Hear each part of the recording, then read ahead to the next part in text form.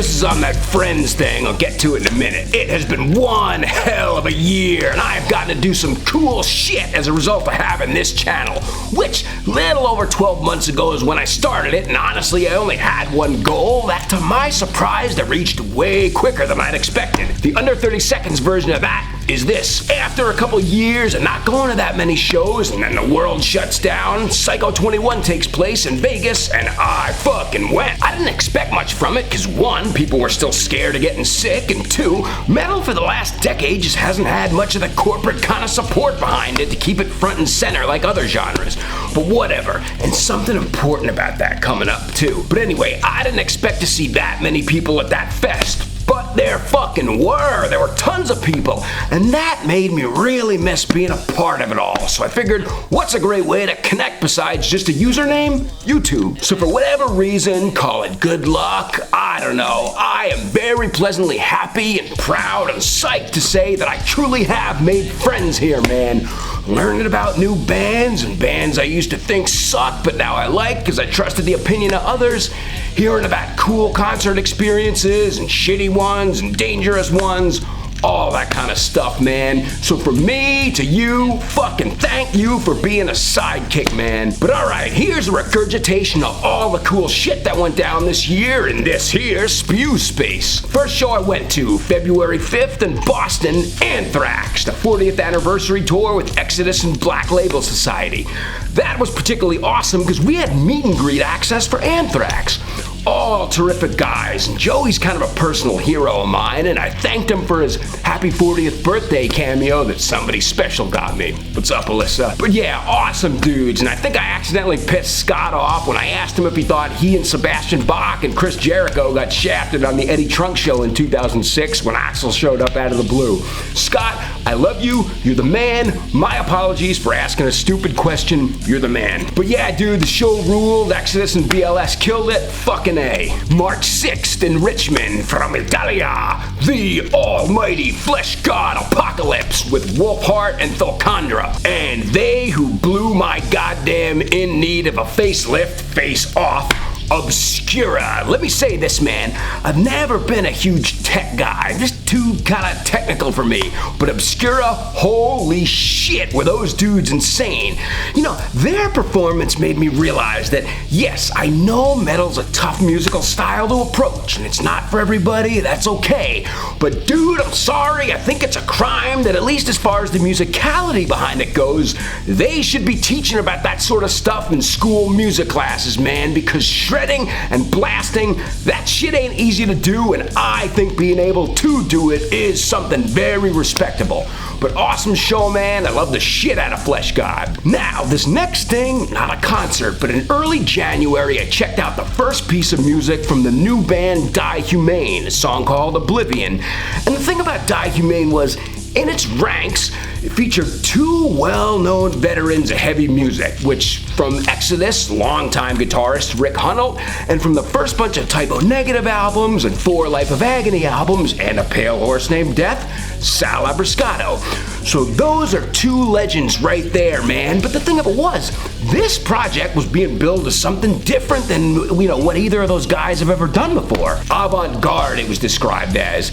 And even more peculiar than that, for as important as the idea of that band being a thing was, that I felt at least, it just didn't seem like many people in the online metal realm were covering them. So I did. I reviewed Oblivion, and then the next single, Shell Shock, and then the following, Epitaph. And you know what happened? The band's bassist, Josh Vargas, reaches out to me directly, and he goes, "Hey, you want to hear the full album before it comes out? You want to give it a review?" Dude, seriously, how cool is that?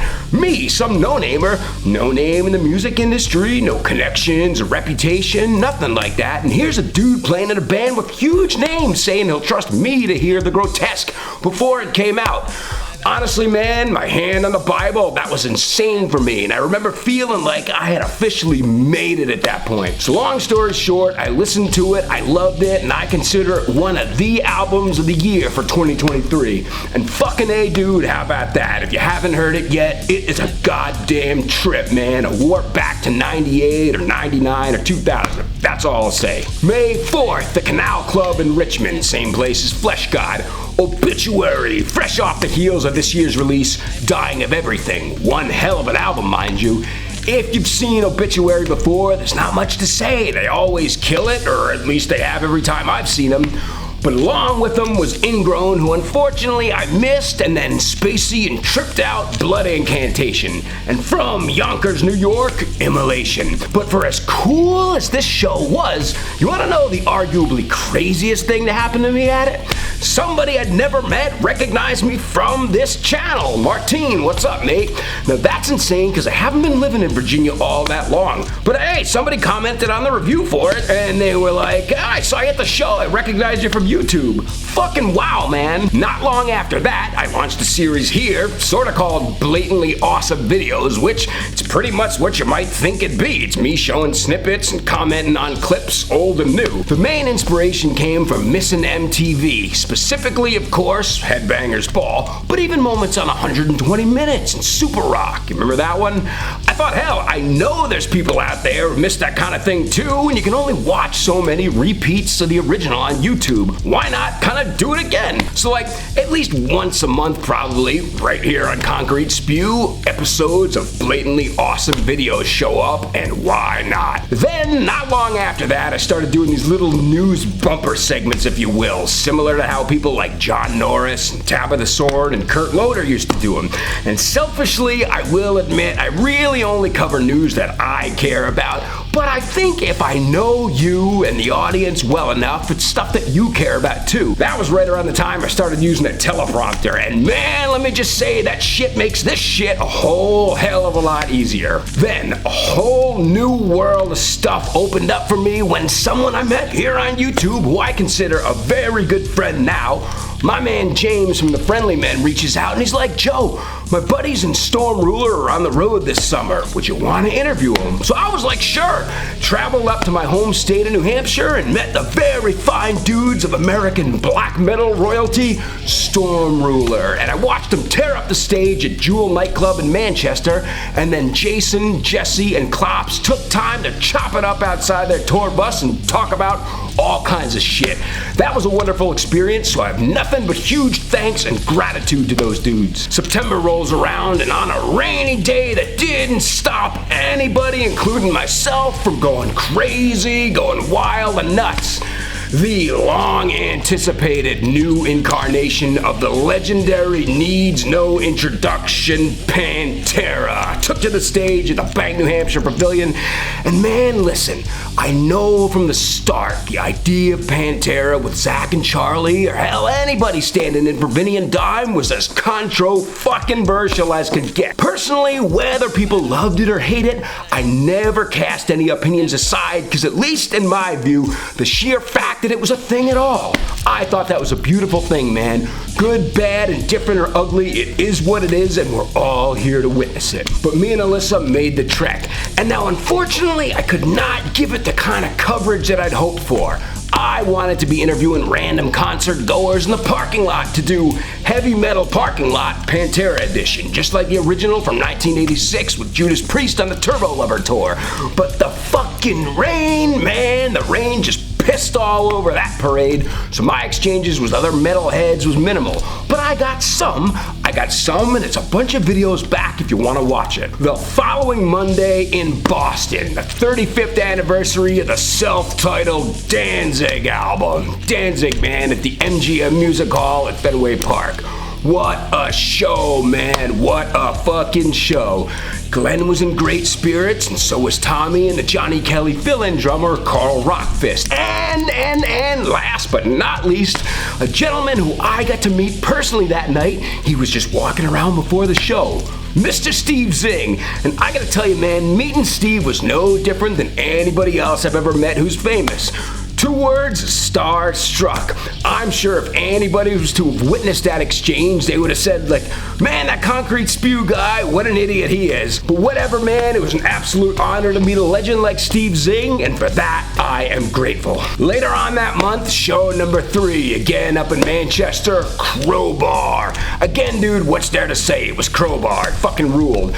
But not only them, BODYBOX. Fun fun as hell, brutal, slammy death metal, and the undisputedly scariest sounding band on the planet, at least in my opinion, Primitive Man. You know what's funny is that I kind of thought, like, maybe they won't be as terrifying live as they sound on record, but nope, they were terrifying, but they were awesome. So Crowbar, BODYBOX, and Primitive Man, I had a blast. Then, dude, to pretty much cap off the year, definitely the biggest thing to happen as a result of being a YouTuber, something, and I'm being honest, something I only could have dreamt up in my wildest dreams. Being invited simply as a result of covering their stuff to New Orleans, Louisiana to interview exclusively for Concrete Spew the Kurt Winstein, Todd Strange, Kenny Hickey, and Johnny Kelly supergroup I Am.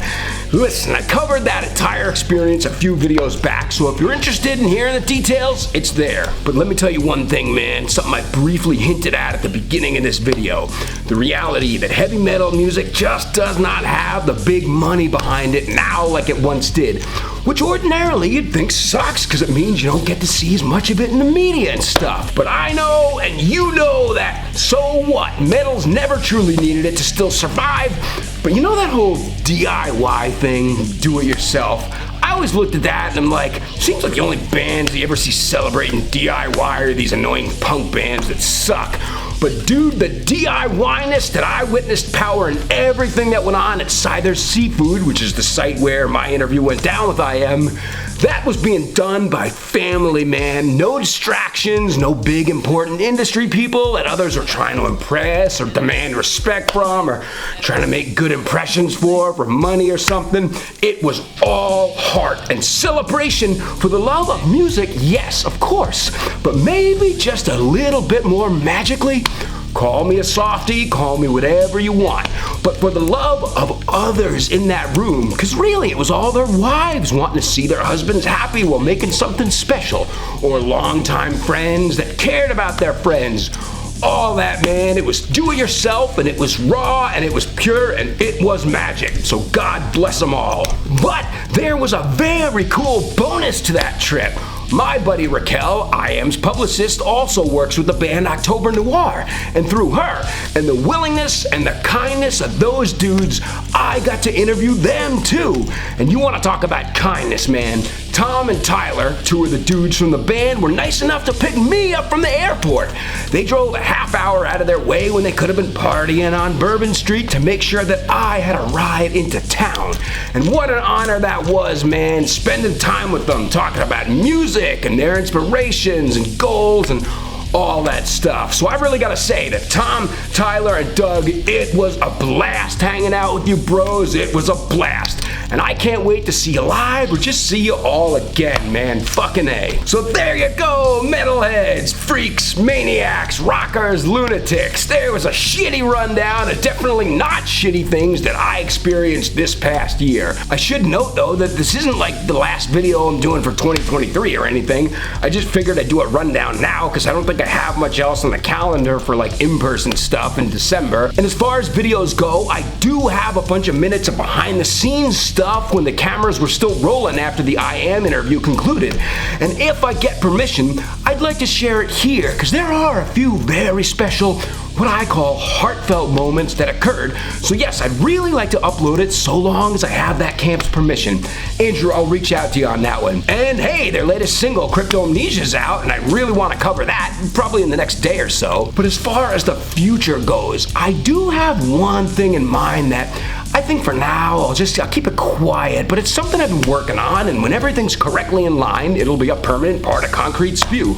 But that's in a little bit. Not too far, but you know, I'm getting there. But alright dudes, hey, listen, thank fucking all of you, everybody who's checked out this channel this year and commented and shared, whatever. Thank you for enjoying the stuff I make and just for reminding me that there's still tons of people out there who consume heavy metal media in a way that I think has been missing for a long time, you know? I don't know, man. Whatever the case, one thing's for sure. Heavy metal ain't going nowhere. It's here to stay, and I am here to celebrate it. We'll see you next time on Concrete Spew, but until then, stay out of your goddamn mind and stay metal, my friend.